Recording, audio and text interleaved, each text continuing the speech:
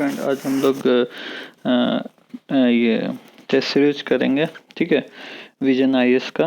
तो चलिए क्वेश्चन देखते हैं कि पहला क्वेश्चन है, which of the following are the constitutional provision which regard to enactment of the budget.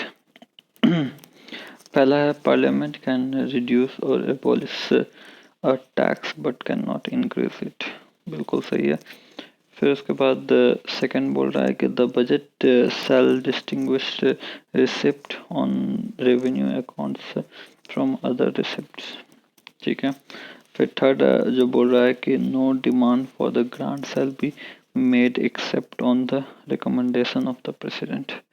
तो no demand for the grant shall be made except on the recommendation of the president. ये भी बिल्कुल सही हमको लग रहा है। तो आंसर देख लेते हैं। आंसर क्या है? आंसर है 1 का सी, यानी कि 1 का सी, यानी कि 1 और 3 सही है। सेकंड वाला सही नहीं है, जो कि बोल रहा है the budget shall distinguish receipt on the revenue accounts from other receipt.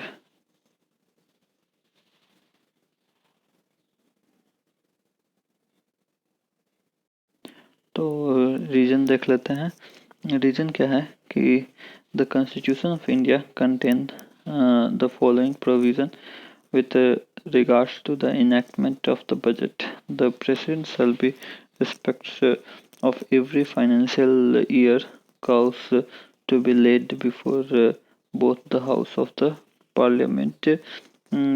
Parliament a statement of estimated receipt and expenditures of the government of India for that year's article 112 में दिया हुआ है, जिसको 112 जो कि मतलब कि बजट के बारे में बताता है। ठीक है, फाइनेंशियल एनुअल फाइनेंशियल स्टेटमेंट। ठीक है। फिर उसके बाद नेक्स्ट पॉइंट लिखा है कि no demands for grant shall be made except on the recommendation of the president. जब तक प्रेसिडेंट रिकमेंड नहीं करता है तब तक कोई डिमांड नहीं दिया जा सकता है। ठीक है, आर्टिकल 113 में लिखा हुआ है। ठीक है, हेंस आर्टिकल स्टेटमेंट 3 करेक्ट हो जाता है। ठीक है, आर्टिकल 113 में लिखा हुआ है कि ग्रांट तभी मिलेगा जब प्रेसिडेंट उसको अप्रूव करेगा।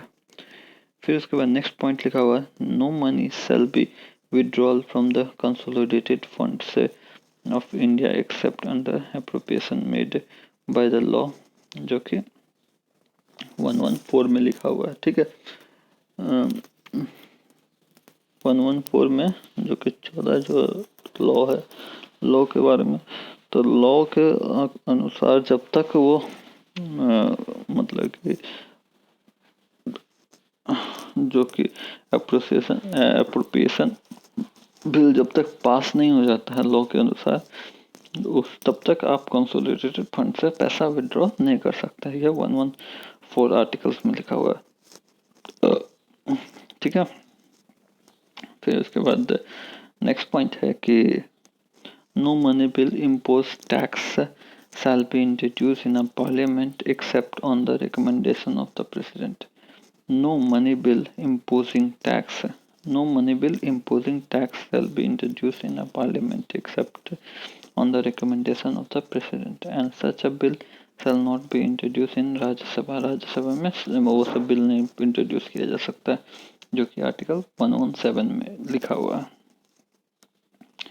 फिर उसके बाद no tax shall be levied और collect except by the authority of the law, जो कि 265 में लिखा हुआ है। पार्लियामेंट कैन रिड्यूस और abolish tax but can not increase. Parliament जो है वो रिड्यूस कर सकता है या अबॉलिश कर सकता है टैक्स को, बट इंक्रीज नहीं कर सकता है। ये 117 में लिखा हुआ है। ठीक है, हेंस स्टेटमेंट 1 इज करेक्ट हो जाता है। पार्लियामेंट रिड्यूस कर सकता है, अबॉलिश कर सकता है टैक्स को, पर इंक्रीज नहीं कर सकता। ये 117 में लिखा हुआ है। ठीक है। फिर उसके बाद नेक्स्ट पॉइंट है कि the budget shall distinguish expenditure और revenue accounts from other expenditures. Articles 112 there is no constitutional requirement on the budget to distinguish the receipts or revenue accounts from other receipts. Hence, statement 2 is not correct. ठीक है, जो budget है वो shall distinguished expenditure and revenue accounts from other expenditure. Budget को आप distinguish कर सकते हैं expenditure on revenue accounts from other expenditure. There is no constitutional requirements of on the budget to distinguish receipts on a revenue accounts from the other receipt. लेकिन ऐसा कुछ भी constitutional requirement नहीं रहता है कि बजट को distinguish करिए on the revenue accounts from the other receipts. ठीक है, ऐसा कुछ provision नहीं दिया हुआ है distinguish करने का. ठीक है. The next point है the expenditure charges on the consolidated funds of the India shall not be submitted to the vote of parliament. जो expenditure होता है वो consolidated fund से, ठीक है. The expenditure charges on the consolidated fund of India shall not be submitted to vote on a parliament. However, it can be discussed in a parliament. 113 article में लिखा हुआ है. ठीक है, जैसे कि ये प्रेसिडेंट का salary, chief justice of India का सैलरी, ये सब के लिए ये सब चार्जेस है कंसोलिडेटेड फंड पर. ये डिस्कशन नहीं होगा ये सब चीज़ पर. ठीक है, नेक्स्ट क्वेश्चन देखते हैं. नेक्स्ट क्वेश्चन है कि consider the following statement regarding the council of minister. पहला स्टेटमेंट है minister are not legal responsible for any act pass by the parliament. Council of minister के बारे में बोल रहा है. ठीक है, minister are not legally responsible for any act passed by the parliament. फिर उसके बाद बोल रहा है कि the president can remove minister only on the advice of the prime minister. बिल्कुल सही है, प्राइम मिनिस्टर के एडवाइस पर ही मिनिस्टर को हटा सकता है. तो सेकेंड वाला स्टेटमेंट सही है. और minister are not legally responsible any act pass by the parliament. कोई भी मिनिस्टर नहीं रिस्पॉन्सिबल होता है.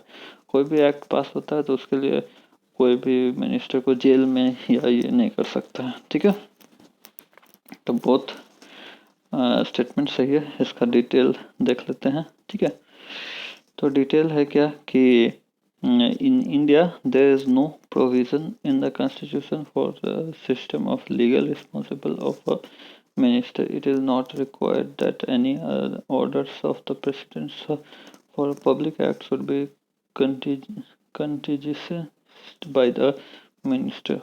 Moreover, the court are barred from inquiring into the nature of the advice rendered by the minister to the president. Answer statement 1 is correct.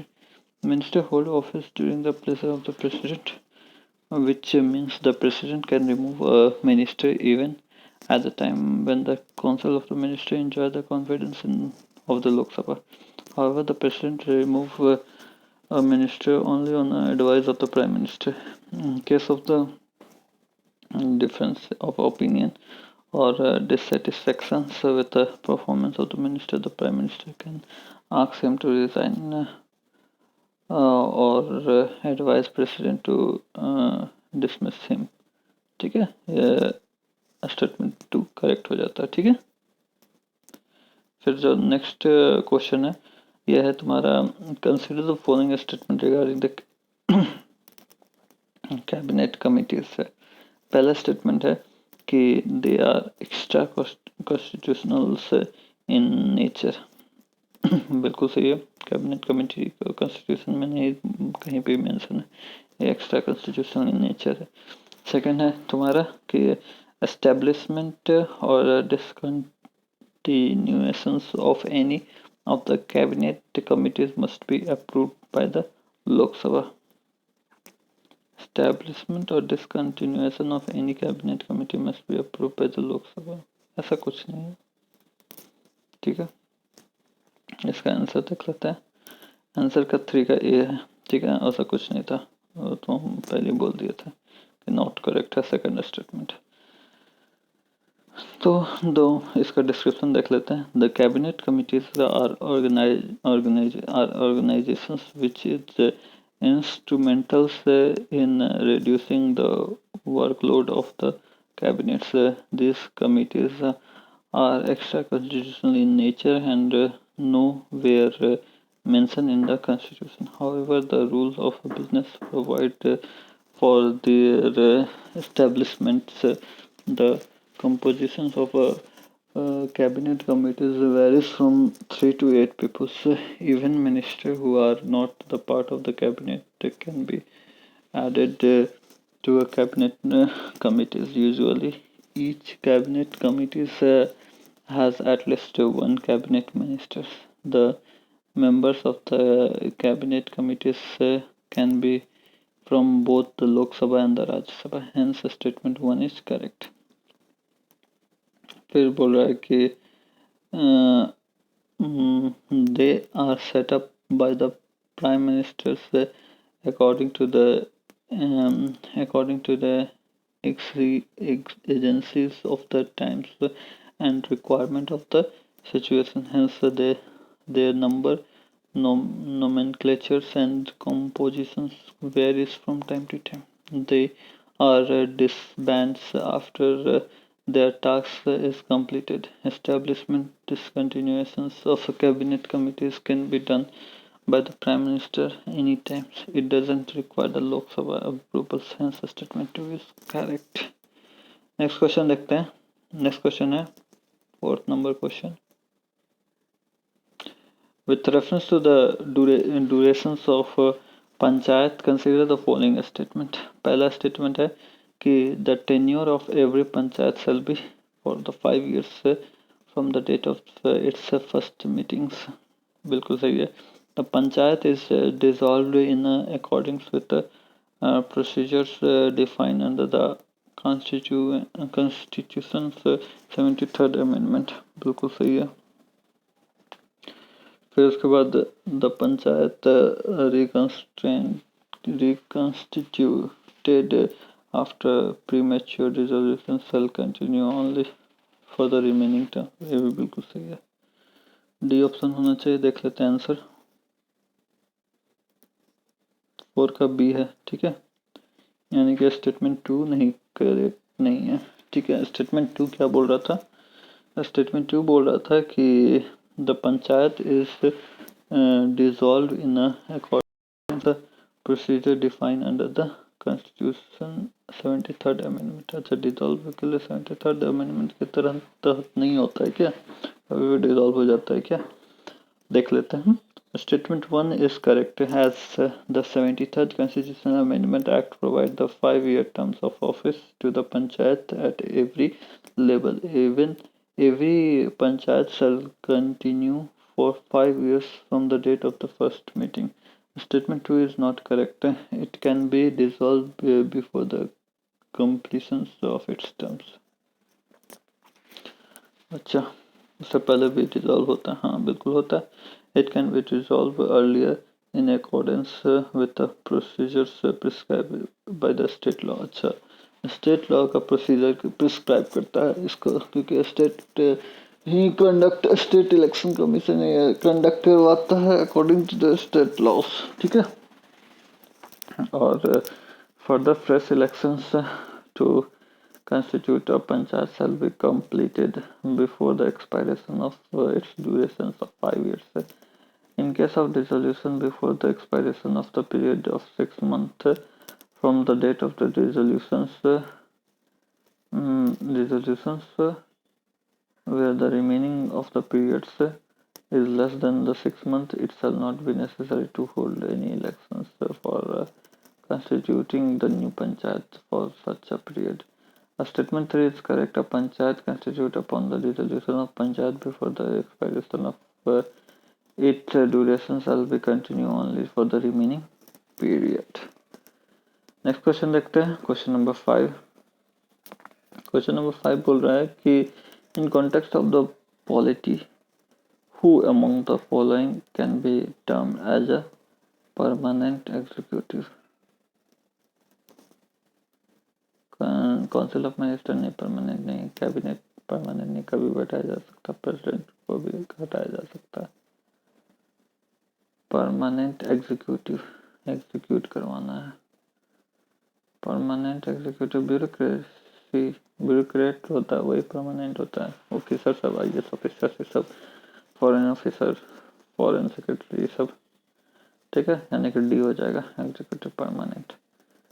फिर six question का हो जाएगा तुम्हारा, क्या बोल रहा है कि the power of the Rajya Sabha are equal to that of the Lok Sabha for which of the following matters. Introduction and passage of a constitutional amendment bill, election and vice president, election of the vice president, approval of the proclamation of all the three types of the emergencies।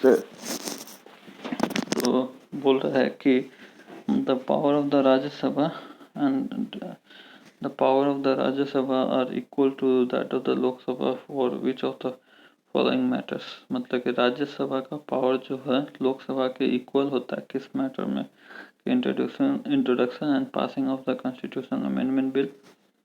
हाँ, इसमें power equal होता है। Election of the vice president, election of vice president में power equal नहीं होता है, अलग अलग होता है, ठीक है।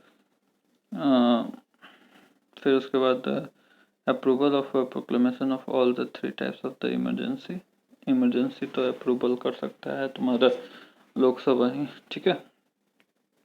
तो इसका आंसर होना चाहिए, ऐसा तो हमको ये लग रहा है, क्योंकि सेकंड वाला election of the vice president भी हमको डाउट लग रहा है, ठीक है। तो देखते हैं 6 का आंसर क्या है। तो 6 का आंसर है तुम्हारा, 6 का आंसर डी है, यानी कि तीनों का तीनों में पावर सेम इच होता है, ठीक है। Power of the Rajya Sabha are equals to the Lok Sabha, इस तीनों पावर इक्वल होता है, ठीक है।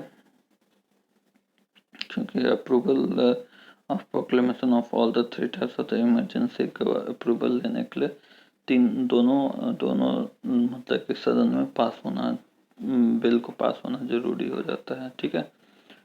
ये इमरजेंसी को अप्रूवल लेने के लिए, approval of proclamation of all the three types of the emergency, इसमें लोकसभा और राज्यसभा का पावर इक्वल हो जाता है, ठीक है। Election of the vice president में भी जो लोकसभा का वही उतना ही पावर राज्यसभा का भी हो जाता है, ठीक है। Introduction and passing of the constitutional amendment bill में भी दोनों का पावर इक्वल हो जाता है। तो इसका देख लेते हैं डिस्क्रिप्शन क्या क्या है। डिस्क्रिप्शन क्या है कि the power of the state of the Rajya Sabha is equal to the Lok Sabha in the following matters. पहला क्या है, introduction and passage of the ordinary bill.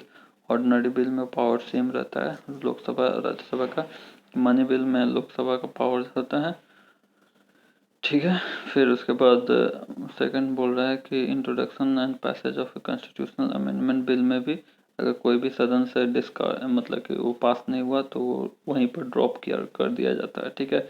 Ordinary bill में डेडलॉक क्रिएट हो जाता है और मनी बिल में पास कर दिया जाता है लोकसभा से अलोन। फिर बोल रहा है कि introduction and passage of the financial bill involving expenditures from the consolidated funds of the India's introduction and passage of the financial bill involving expenditure of the consolidated fund of the India, ठीक है।